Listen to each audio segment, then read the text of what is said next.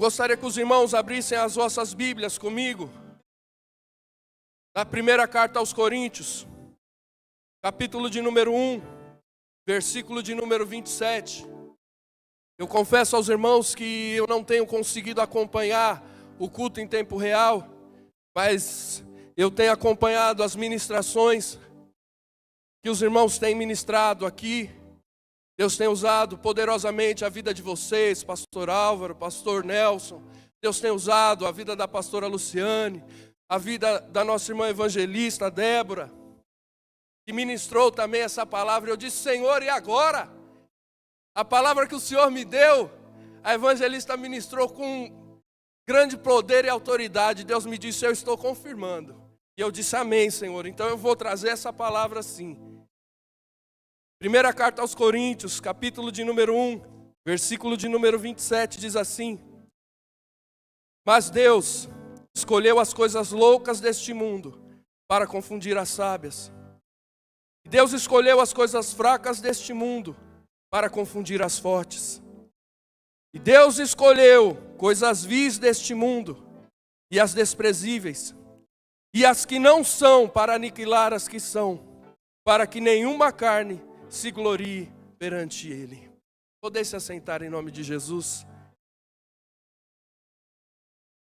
Eu confesso que Deus me deu essa palavra em um momento que eu fazia algumas perguntas para o Senhor, eu indagava certas coisas ao Senhor, e Deus ministrou essa palavra ao meu coração, e Deus me fez entender que o que os olhos não viram, o que os ouvidos não ouviram, e que nem chegou ao coração do homem, é aquilo que Deus tem preparado para mim, para você, para aqueles que amam a Deus. E Deus me fez entender que o homem é incapaz de compreender o trabalhar de Deus, que nós só podemos compreender o trabalhar de Deus depois que nós testificamos em primeira pessoa o trabalhar de Deus em nossas vidas. O apóstolo Paulo começou o seu ministério após um encontro com Jesus no caminho de Damasco. Ele foi arrebatado ao chão, ficou cego. Deus ali então começou um ministério na vida de um homem que era perseguidor dos cristãos, na vida de um homem que era falho, que era errante, que era pecador. Deus ali então começa o seu ministério na vida de Paulo. E Paulo sabia que ele não podia perder tempo, que grande era o chamado do Senhor. Paulo sabia que a igreja do Senhor estava passando por grande perseguição. Muitos cristãos estavam sendo mortos, estavam sendo sacrificados, estavam sendo perseguidos, estavam sendo queimados, crucificados, estavam sendo enforcados, decapitados, esfolados vivos.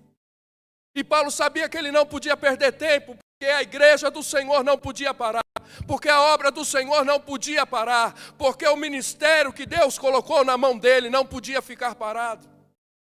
Paulo então, vendo a necessidade da igreja, começa a escrever cartas aos romanos, aos coríntios.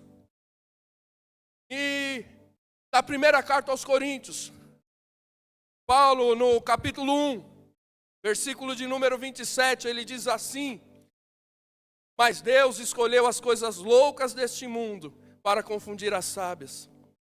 E Deus escolheu as coisas fracas deste mundo para confundir as fortes.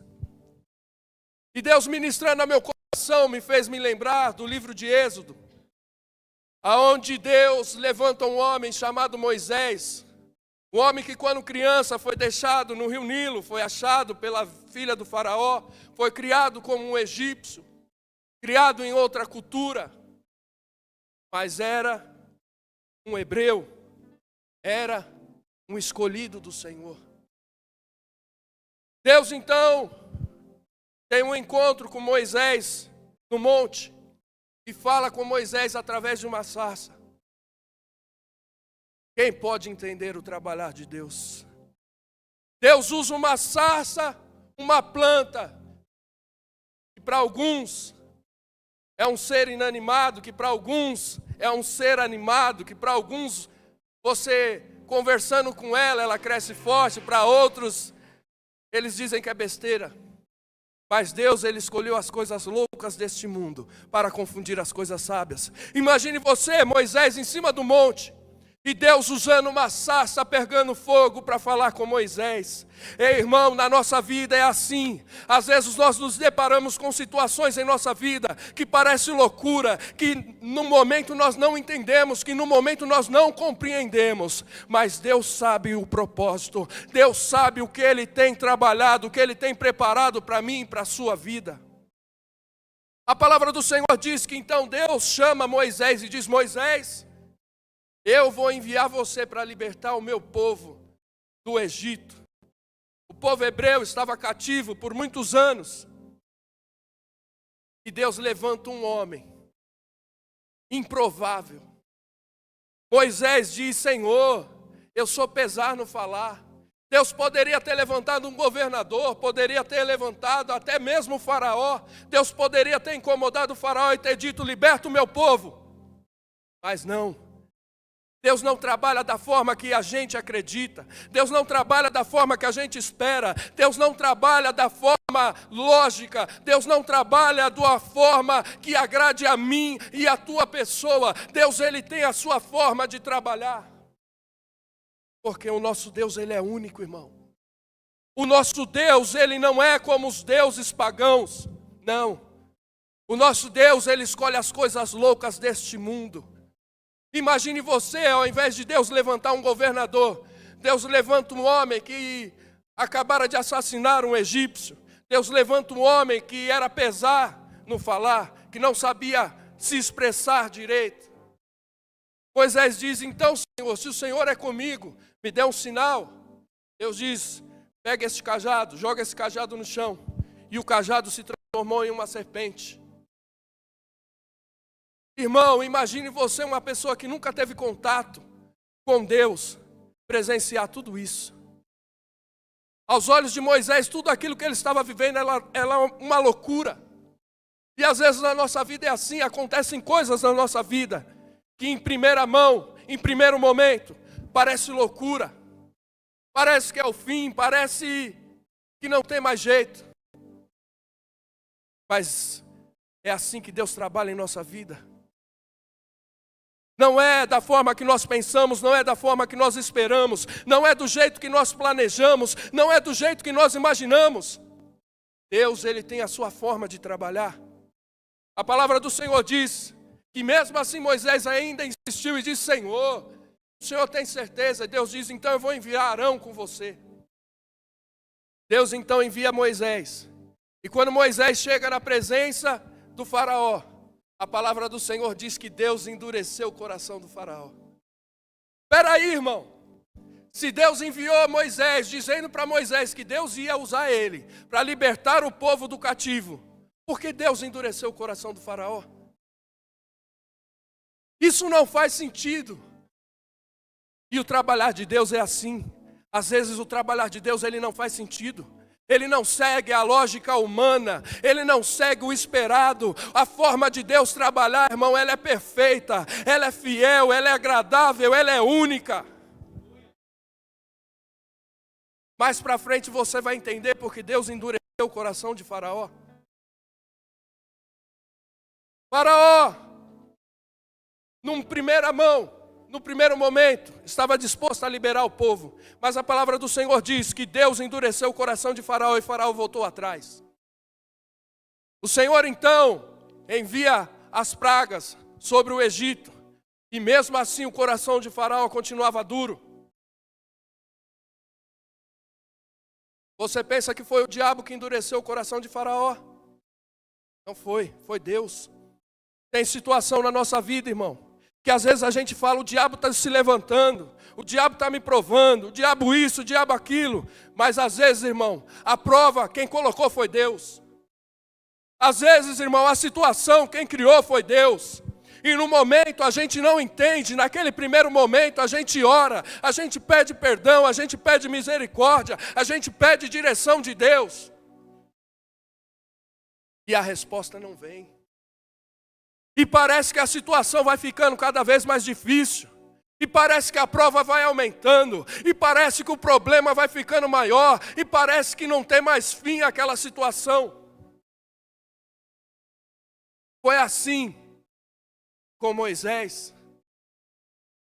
Deus enviou a primeira praga, enviou a segunda, a terceira, a quarta, a quinta, a nona praga.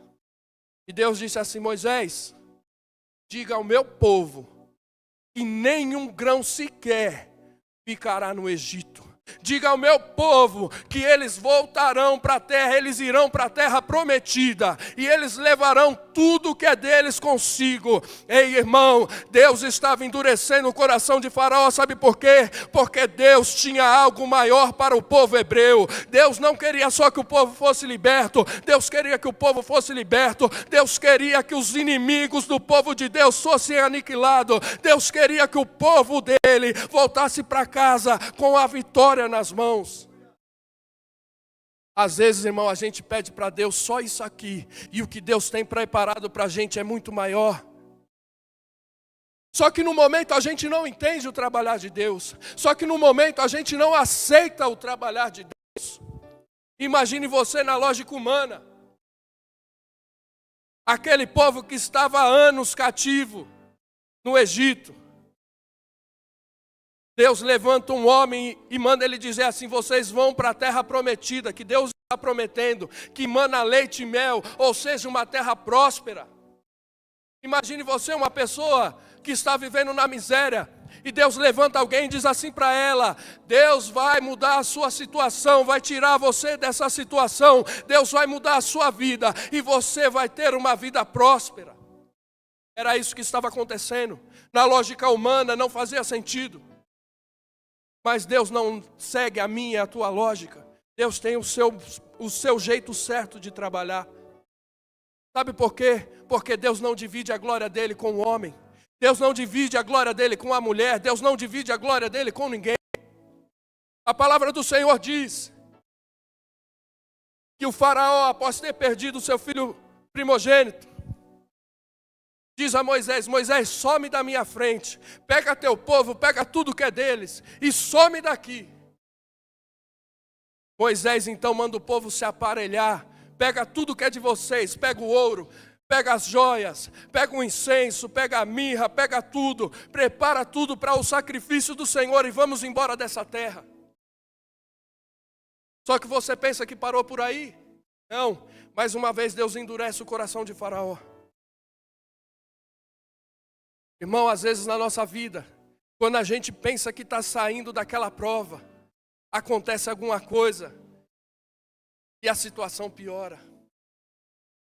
Às vezes na nossa vida a gente está orando por um familiar nosso e a pessoa começa a mudar de vida, começa a melhorar, começa a tomar um rumo e daqui a pouco acontece alguma coisa e aquela situação piora. Às vezes na nossa vida profissional a gente fala: agora vai. Aquela perseguição acabou, aquela pessoa não está mais me perseguindo, aquela porta está sendo aberta, a minha situação está mudando, o meu casamento está melhorando. E acontece uma situação e às vezes até piora. Imagine o povo pronto para ir para a terra prometida. E daqui a pouco eles escutam um rumor de que Faraó estava emparelhando os seus carros, seus cavalos, seus cavaleiros, para perseguir o povo. E a palavra do Senhor diz que o povo hebreu chegou em frente ao Mar Vermelho. O povo olhava para frente, estava o mar. O povo olhava para trás, estava o exército de Faraó, sedento por sangue. Haviam perdido seus filhos, haviam perdido a sua saúde, haviam perdido tudo. Eles estavam sedentos por sangue. Eles queriam provar que os deuses egípcios eram maior do que o Deus hebreu. Imagine você a fúria que aquele povo estava. E a palavra do Senhor diz que Moisés então clama ao Senhor. Moisés se levanta e diz: Senhor, o Senhor nos tirou do cativeiro para nos deixar morrer aqui. Às vezes nós oramos e dizemos: Senhor, o Senhor me tirou daquela porta de emprego para me colocar nesse emprego e eu estou sofrendo essa perseguição. Senhor, o Senhor me fez uma promessa que iria salvar o meu marido e o meu casamento está pior. Senhor, o Senhor me fez uma promessa de que eu iria conquistar a casa própria, e eu estou procurando casa, e as casas estão cada vez mais caras. Há momentos em nossas vidas que nós olhamos para frente e não vemos saída. Nós olhamos para trás e não temos saída. Nós olhamos para o lado e o nosso irmão está mais desesperado do que nós. Nós olhamos para o outro lado e o irmão está desanimado. Sabe o que Deus disse a Moisés? Por que clamais a mim, Moisés? Diga ao povo de Israel que marche. Diga ao povo de Israel que marche. Ei, irmão, imagine você, é uma loucura desta. Um mar na frente. O exército de Faraó vindo violentamente contra o povo de Deus. E Deus diz àquele povo, marcha. Irmão, a lógica de Deus é diferente da minha e da sua. A lógica de Deus, a maneira de Deus trabalhar é diferente da minha e da sua. Deus diz a Moisés, toca nas águas. Irmão, Moisés já tinha visto Deus operar através das 10 pragas. Quantos milagres Deus já fez na minha e na tua vida? Quantos testemunhos nós já temos? Quantos milagres já aconteceram? Mas tem situações em nossa vida que às vezes é difícil acreditar. Que às vezes é difícil a gente aceitar aquela situação e aceitar que é o trabalhar de Deus. Irmão, tome cuidado. Quando você pedir para Deus trabalhar, deixe Deus trabalhar. Às vezes a gente fala, Senhor, trabalha na vida do meu parente, trabalha na vida do meu familiar. E quando Deus começa a trabalhar, quando Deus começa a apertar, a gente fala, Senhor, tem misericórdia. Senhor, não é desse jeito, Senhor, tá pesado. Às vezes a gente fala, Senhor, me ajuda a ser mais calmo. Deus cria situações para você exercer sua calma. E você diz, Senhor, hoje eu me estressei, hoje eu me irei. Mas eu estou buscando, eu tô me preparando. Às vezes na nossa vida a gente pede para Deus trabalhar. Mas quando Deus começa a trabalhar, a gente quer tirar a mão de Deus. A gente quer falar, não, mas não é assim, Senhor, eu vou te dar uma ajudinha. Às vezes a gente não entende o trabalhar de Deus, às vezes a gente não aceita, às vezes para mim, para a tua lógica, não é aquilo que a gente está esperando. A palavra do Senhor diz que Moisés toca com o cajado nas águas e o mar vermelho se abre. A palavra do Senhor diz que o povo começa a marchar em terra seca. Você pensa que acabou? Não acabou não, irmão. O mesmo mar que estava aberto para o povo hebreu também estava aberto para Faraó. E o povo começa a olhar para trás e o exército do Faraó começa a entrar no Mar Vermelho. Irmão, quando parece que as coisas estão melhorando, acontece alguma coisa. Oh Deus, tem misericórdia, Senhor, nos ajuda a enxergar o teu trabalhar. Imagine você, irmão, o povo falou, agora a gente está livre. Como é que pode? Esse povo não vai seguir a gente não. Uma coluna de fogo impedindo o povo de passar. O mar vermelho aberto na frente desses egípcios. Eles não vão nos seguir. Sabe o que aconteceu? O exército de Faraó entra no mar vermelho atrás do povo de Deus. Só que a palavra do Senhor diz que ao mesmo tempo que o exército de Faraó entrou no Mar Vermelho atrás do povo de Deus, havia uma coluna de fogo separando o povo escolhido de Deus do povo do exército de Faraó. Ei, irmão, eu quero te dizer que por mais difícil que pareça estar, por mais difícil que pareça essa prova, Deus, Ele não te abandonou, Deus, Ele não te desamparou, Deus, Ele não te deixou só. Mesmo que você não veja ou não perceba, Deus está com você nessa luta, Deus está com você nessa batalha, Deus está com você nesse momento, Ele não te desamparou, Ele não esqueceu de mim, Ele não se esqueceu de você. O Senhor está andando ao seu lado. Quando eu era criança, eu me lembro que minha mãe gostava de uma música, Pegadas na Areia, onde uma pessoa estava passando por um momento difícil e ele achava que Jesus o havia abandonado. E quando ele olhava, ele via que não tinha duas pegadas na areia, havia só uma. mas é porque Jesus estava carregando ele no colo. Às vezes a gente não enxerga, mas Deus está trabalhando ao nosso favor. Às vezes a gente não compreende, mas é o trabalhar de Deus a nosso favor. Às vezes parece que Deus nos esqueceu, mas Deus, Ele não se esqueceu de mim, Ele não se esqueceu de você. A palavra do Senhor diz que ainda que uma mãe se esqueça e não se compadeça do filho do seu próprio ventre, todavia o Senhor, Ele não se esquece de mim, Ele não se esquece de você. Você é escolhido de Deus, você é escolhida de Deus. Nós somos o povo eleito de Deus, e por mais que pareça impossível, por mais que pareça difícil, Deus escolheu as coisas loucas deste mundo para confundir as coisas sábias. O trabalhar de Deus, ele não é lógico, mas ele é perfeito, mas ele vem no momento certo, e mesmo que o inimigo se levante, ele vai se levantar para cair em nome de Jesus.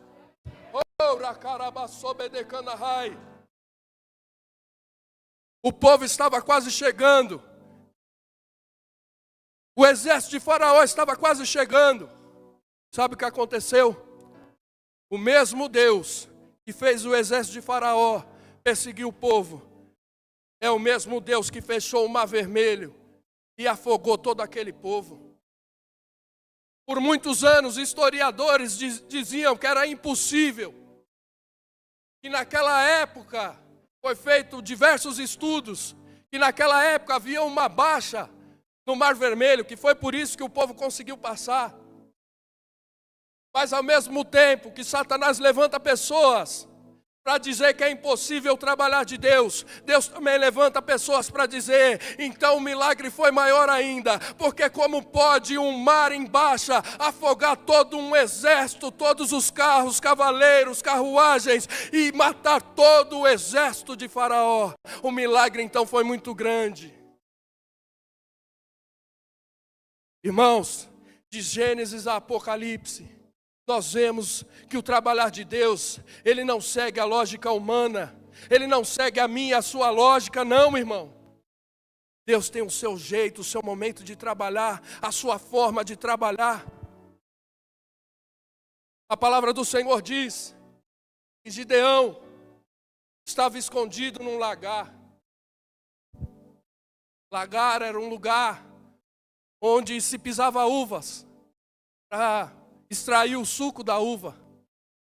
A palavra do Senhor diz que Gideão estava ali malhando trigo. A situação estava tão feia que Gideão estava escondido malhando trigo, separando o trigo do joio. Numa peneira ele balançava o trigo e o joio, jogava para o ar e soprava de dentro do lagar. Esse trabalho era feito em mata aberta, porque quando você balançava na peneira o joio e o trigo e jogava para o alto, o próprio vento separava um do outro e ficava o trigo. Mas o povo de Deus estava sendo perseguido, o povo de Deus estava sendo afrontado. E a palavra do Senhor diz que Gideão estava escondido. Gideão era covarde, irmão. E Deus diz assim: Gideão, esforça-te, tem de bom ânimo, porque eu serei contigo, e eu vou te usar para libertar o meu povo, eu vou te usar para ganhar essa guerra, eu vou te usar para destruir os inimigos do meu povo. Gideão diz: Senhor, eu sou o menor da minha casa, a minha casa é a menor da minha aldeia, a minha aldeia é a menor do teu exército, e mesmo assim o Senhor diz a mim que vai me levantar. E Deus diz: não temas. Mais uma vez, o trabalhar de Deus, irmão, ele não segue a lógica humana. O trabalhar de Deus, ele é perfeito. Deus diz: esforça-te, tem de bom ânimo, porque eu serei contigo. A palavra do Senhor diz que Gideão se levanta, diz ao povo que Deus vai entregar os seus inimigos na sua mão. O povo acredita na palavra de Gideão e junta um exército com ele. Gideão diz: agora vai. Juntou um exército, agora a gente consegue, agora a gente vai ganhar. Com esse monte de homem aí a gente vai ganhar. Deus diz: não, Gideão, ainda não está bom não. Esse monte de homem aí, não. Não é assim que você vai ganhar a guerra, não. Eu vou separar. Deus começa então uma separação.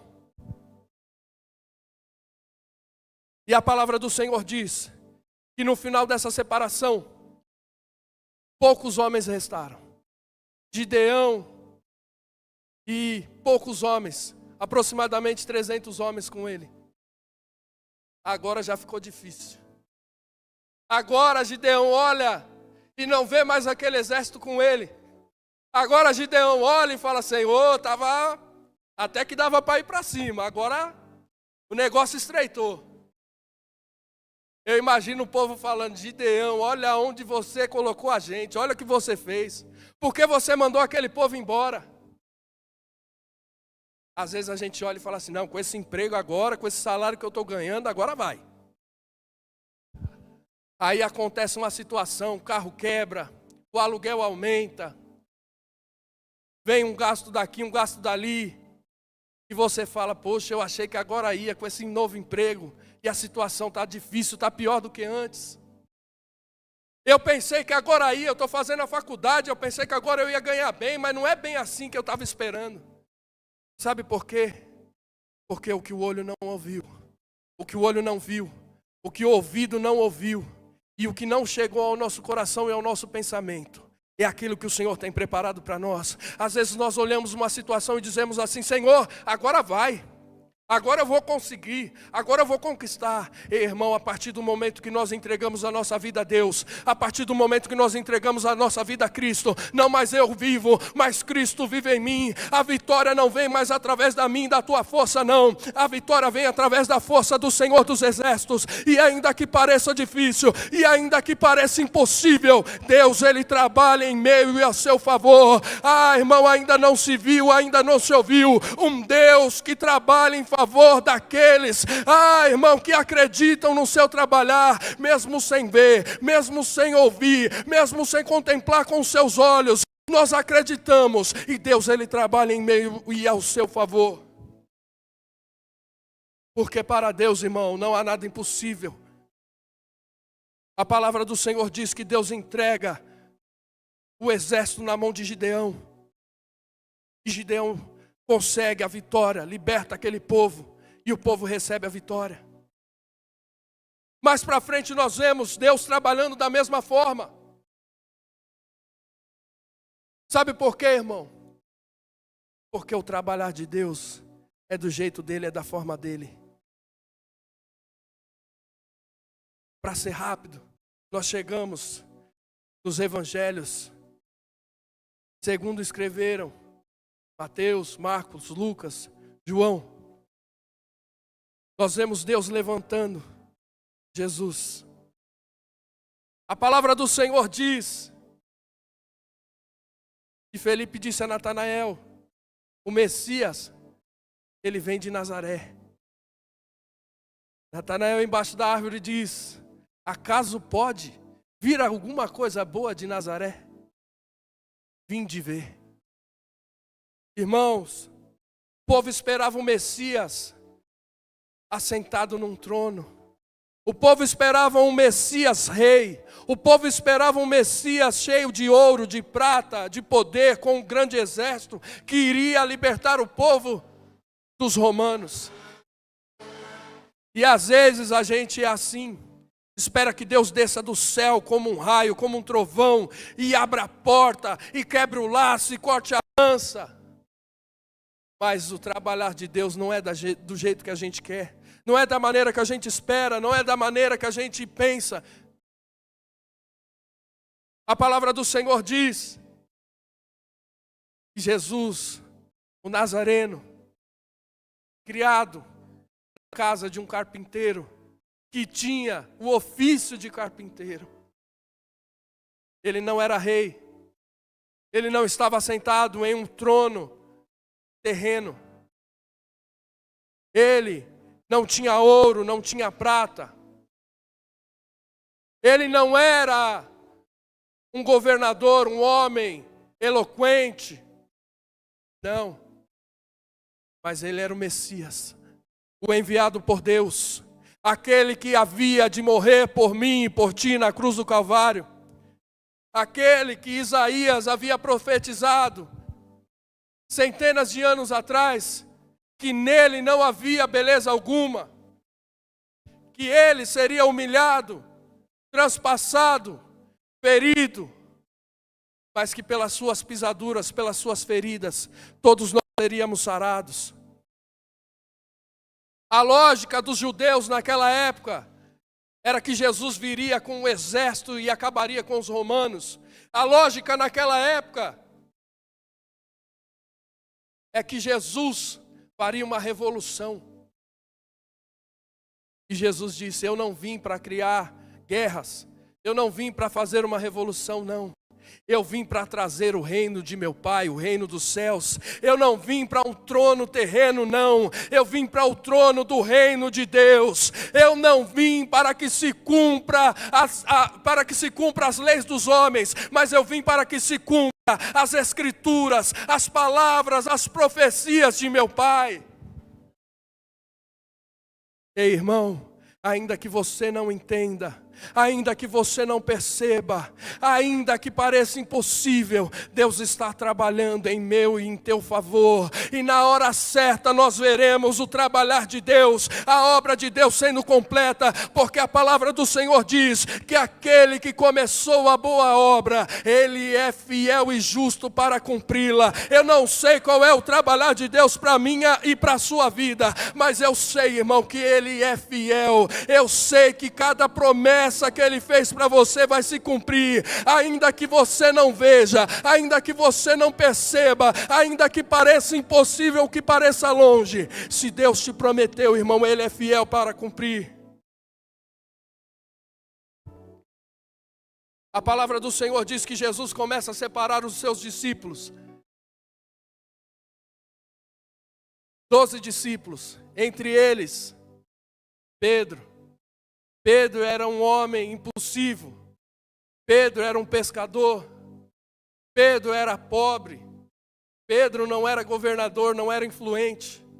Era muito mais fácil Jesus entrar numa sinagoga e falar: eu quero esse escriba, eu quero esse fariseu, eu quero esse sacerdote, eu quero esse, vamos seguir, me siga, vamos fazer o reino de Deus, vamos fazer o evangelho de Deus na terra. Pela lógica humana, era muito mais fácil Jesus recrutar governadores, reis. Mas sabe quem Jesus chamou? 12 pecadores. 12 homens falhos, errantes, pobres. Um cobrador de imposto. Pescadores. Jesus chamou até um zelote.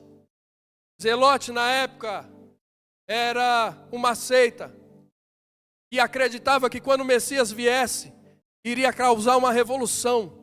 E eles estocavam armas, facas, espadas, escudos, porque eles se diziam: quando o Messias vier, nós vamos criar uma guerra e nós vamos tomar o reino à força. Homens pecadores, homens falhos, homens errantes. E a palavra do Senhor diz que na última ceia, Jesus disse: entre vocês, um irá me trair. Todos disseram: Senhor, nós não iremos te deixar, nós não iremos te abandonar. E Pedro insistiu uma vez, insistiu duas, insistiu três. E na terceira vez Jesus disse: Pedro, ainda esta noite, antes do galo cantar, tu me negarás 3 vezes e dirá que não me conheces. Galo era uma trombeta que tocava na troca de turno dos soldados romanos. Jesus disse: antes da trombeta tocar, tu me negarás 3 vezes. Jesus escolheu 12. Entre os 12, um traiu, um negou. 9 o deixaram sozinho na crucificação. A palavra do Senhor diz que apenas João e as seguidoras de Jesus, incluindo sua mãe, estavam no momento da crucificação. A palavra do Senhor diz que Jesus foi açoitado, foi humilhado, foi escarnecido. A palavra do Senhor diz que os seus ossos estavam expostos. A sua costela foi ferida por uma lança. A palavra do Senhor diz que quando Jesus teve sede, lhe ofereceram numa esponja vinagre. Aquela esponja e aquele vinagre era o mesmo que era usado para limpar as latrinas que ficavam em praça pública. Jesus foi humilhado. Aquele mesmo que se dizia o Messias, aquele mesmo que se dizia o Salvador, o Cristo, o Libertador, agora estava pregado em uma cruz, agora estava irreconhecível. A palavra do Senhor diz que nele não se via beleza alguma. A palavra do Senhor diz que ele foi escarnecido, ele foi humilhado, ele foi transpassado. Imagine você, os seguidores de Jesus naquela época, vendo ele pregado em uma cruz, vendo ele sendo escarnecido, humilhado, desprezado, negado, traído. Pela lógica humana, aquele seria o final. Pela lógica humana, aquele era o fim do ministério. Aquele era o fim da obra de Deus. Aquele era o fim do sonho da revolução. Aquele era o fim do sonho da salvação. Aquele Messias que se levantou dizendo que iria libertar o povo, agora estava em uma cruz. A palavra do Senhor diz que em sua cabeça foi colocada uma coroa de espinhos. A palavra do Senhor diz que colocaram uma placa dizendo: Rei dos Judeus. E os próprios judeus se revoltaram com isso, não aceitavam isso. Diziam: ele não nos representa. A palavra do Senhor diz que um pouco antes disso, disseram: quem o povo escolhe? Quem o povo quer que a gente liberte? Vocês querem que a gente liberte Barrabás ou Jesus? E o povo gritou: Barrabás, liberte Barrabás. O próprio povo judeu não recebeu Jesus como Cristo, como Messias, como seu Salvador. E nos últimos instantes de Jesus, a palavra do Senhor diz que à sua esquerda um ladrão disse: você não é o Messias? Você não é o Filho de Deus? Rogue para que você seja liberto dessa cruz.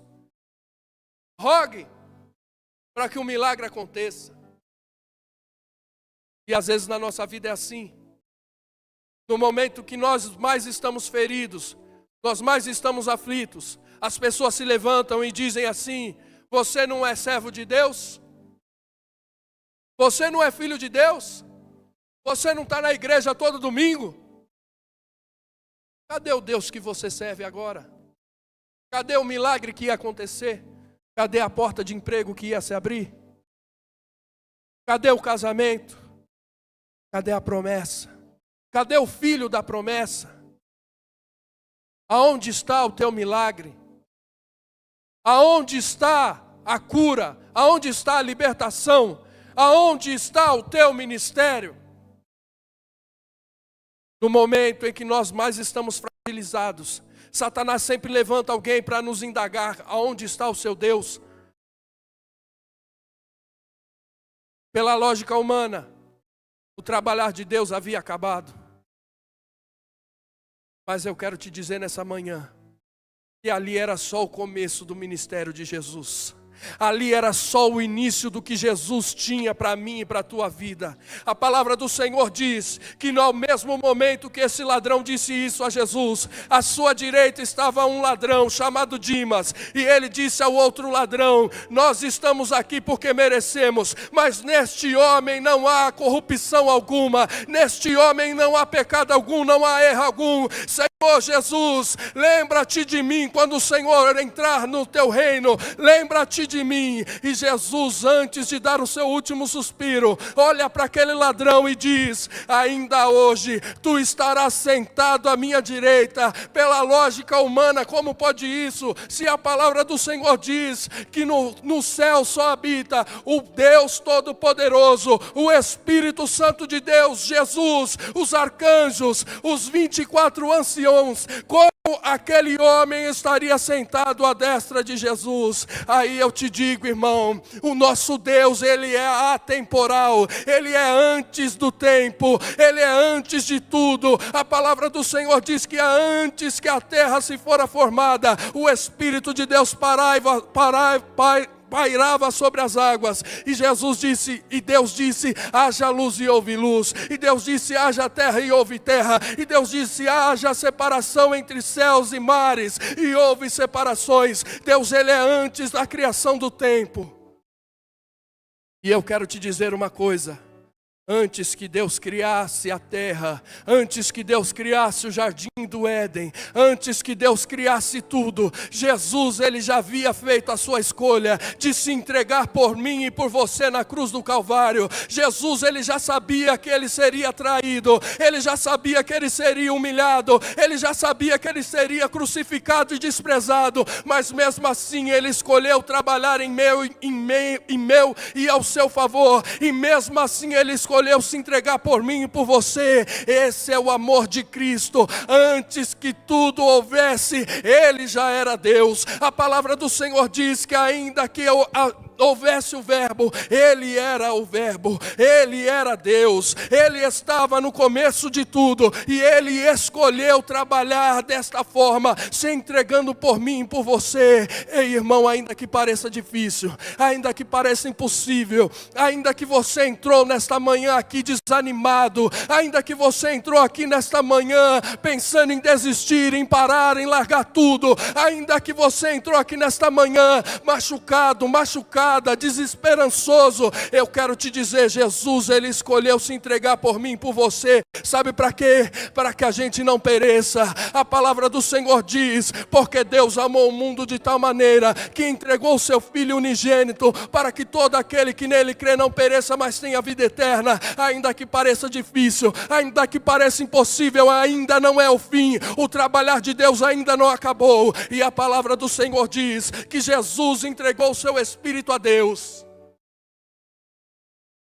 E para encerrar a minha ministração, a palavra do Senhor diz que Jesus desceu até o inferno, tomou a chave do inferno em sua mão, venceu a morte, e ao terceiro dia Ele ressuscitou. E quando os seus discípulos foram procurar por Ele, o anjo disse: Maria, por que estás aqui? Maria, por que procuras entre os mortos aquele que vivo está? Ele está vivo, Ele está vivo, Ele está vivo e está aqui nesta manhã. A palavra do Senhor diz que em sua coxa está escrito: Rei dos Reis e Senhor dos Senhores. A palavra do Senhor diz que Deus o exaltou soberanamente e lhe deu um nome que está acima de todos os nomes, para que ao nome de Jesus se dobre todo joelho no céu, na terra e embaixo da terra, e todo joelho se dobrará e toda língua confessará que Ele é o Senhor. Ele é o Senhor. Ele é o Senhor, e Ele está aqui nesta manhã, e Ele está trabalhando em meu e ao teu favor. O mesmo Deus que venceu a morte, o mesmo Deus que venceu a morte de cruz e ressuscitou ao terceiro dia, Ele está aqui nesta manhã, e Ele está escutando o meu e o teu clamor.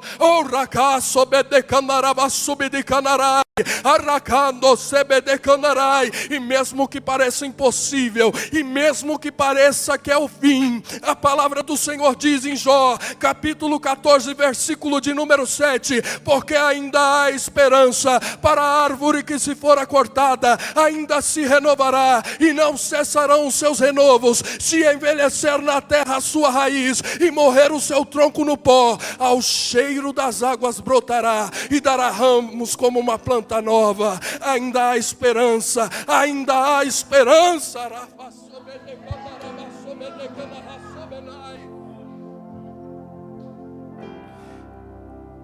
Eu quero chamar o pastor Nelson aqui. Deus mandou eu ir até aqui, irmão. Se eu passar disso, é minha carne falando. Eu sei que Deus vai usar o pastor agora, porque foi assim que Deus me disse, e assim eu farei. Aplauda o nome do Senhor Jesus.